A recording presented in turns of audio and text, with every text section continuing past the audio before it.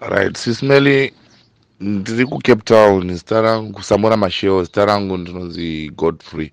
Saka ndinokumbirawo munditsvagiro mukadzi ari serious. Vaya vakarwadziswa kudhara vanoita nekutamba ari paserious vangorwadziwa seni.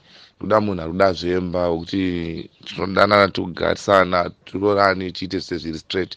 Ndiri munhu ndisinganwe zvangu handipute.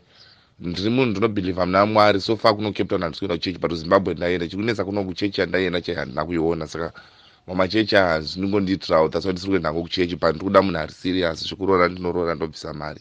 Ndiri munozvigarira ndega. Ndine vana vangu tu neprevious marriage yangu yakapfuura kudhara.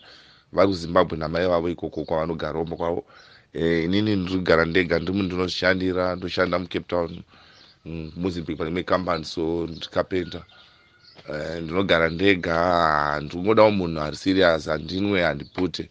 Saka ndoda munhu wekuti ndikangotorana naye tirorane tigare tese. Ndoda munhu anotangira pamakorobho pa25 kusvika pa36, because kana kusvika pa38 ipapo its fine, because ini ndine 38 ndakutotarisira kupinda mu39 very soon. Saka ndoda munhu anenge achida ari serious, especially vari padhuze penzvimbo dzinofanana, nzvimbo dzesamora dzakafanana Guguletu, Nyanga, isiri long distance zviri right. Ndokumbirawo mundizamiro please. Last time ndakambodaro, but ndakazenge ndakuona vakadzi vakawanda maZimbabweans vakunditi vakuda munhu kudana naye tichibhadharana, sina handiti izvozvo. Ndoda munhu wandinoroorana naye, of course ndomuitira zvandomuitira semunhu wangu, but ndoda munhu ari serious pakuroora kwete pakutamba.